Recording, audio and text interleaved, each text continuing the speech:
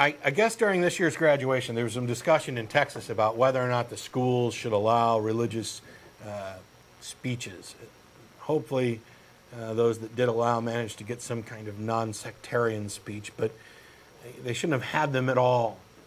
It's a violation of the separation of church and state, which I really wish more people would actually understand and grasp. So if you're a Christian sitting at home, or some other religionist, although I think most of the rest of you probably get this since you're not in the majority, pay attention for a few minutes. In Jacksonville, Florida, the class valedictorian in one of the schools got up the other day to give the speech. And in that speech, she talked about her love for Jesus and how Jesus was all important and how we were burdened with sin and how all the people out in the audience who didn't accept Jesus would descend into hell because of that burden of sin. And some people are pretty ticked off about this, and with very good reason. There's no reason for us to take a good cause for celebration and turn it into a divisive piece of sectarian crap where you get to spew your moral high ground and threaten everybody else out there. It's obscene and it's absurd.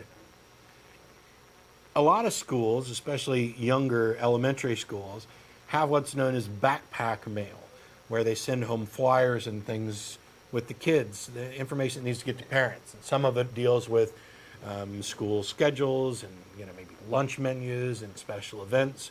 Some of it also deals with things that are going on in the community that are outside the school, but things that teachers or parents and students might want to know about. Maybe there's going to be some big picnic in the park, and they want to get the word out. A soccer game, whatever.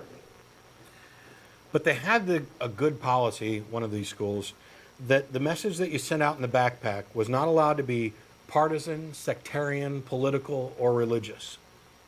Good policy.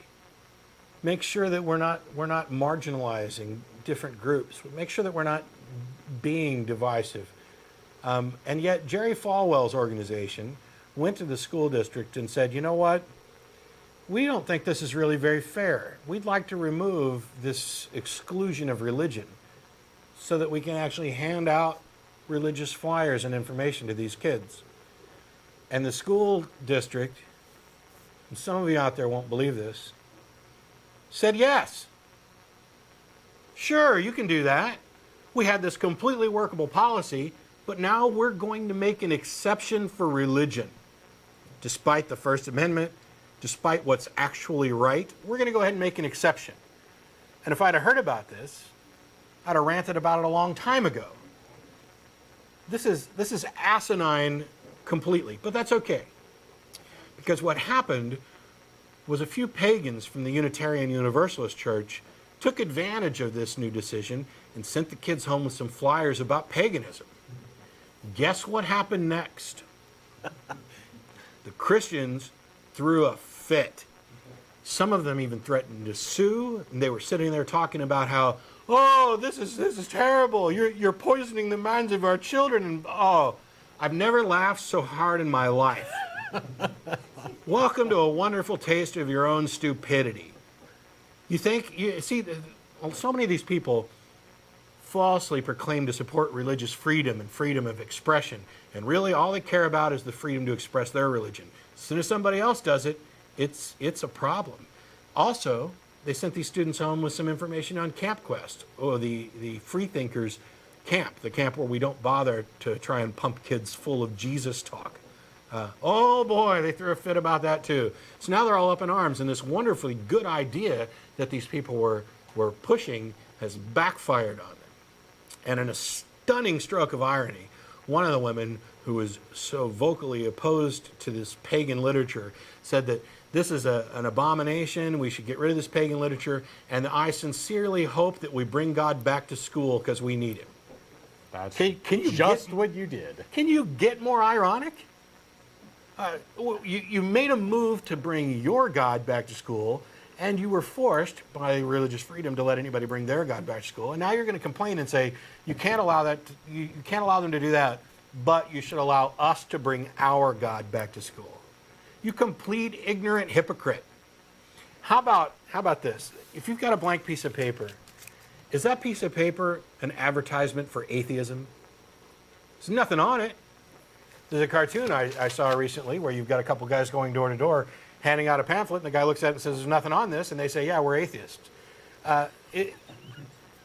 There was a brilliant essay written last year that we actually talked about.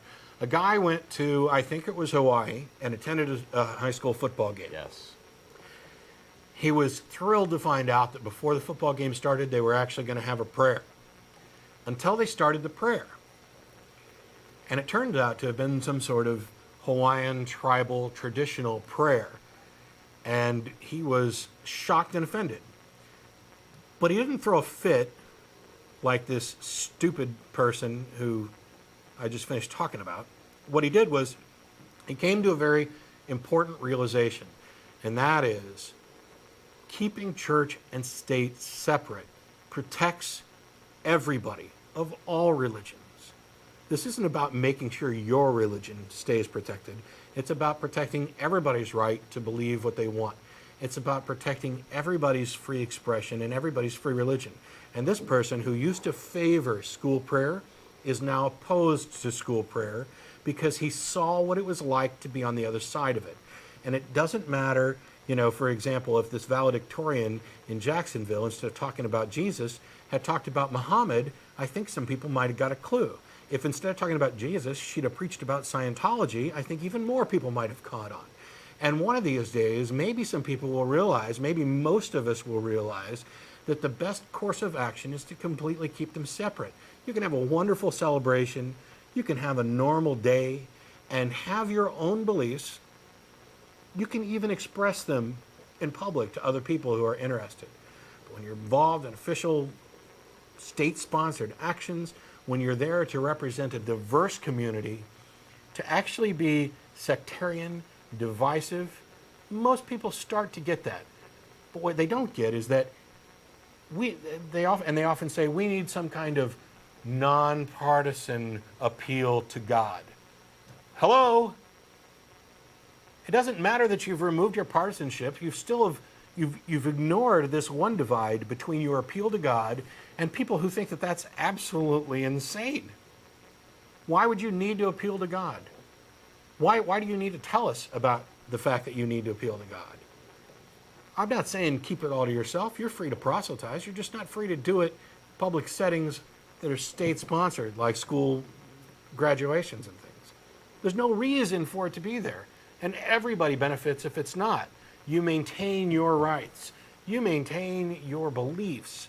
And you don't have to worry about yourself being offended or you offending someone else.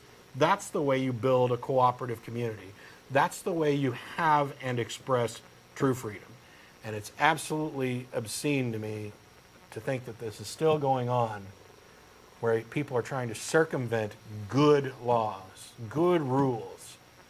And then when it backfires, oh, wait a minute, I didn't think about that. Why don't you think before you act? Do us all a favor. But that's my rant for this week. No.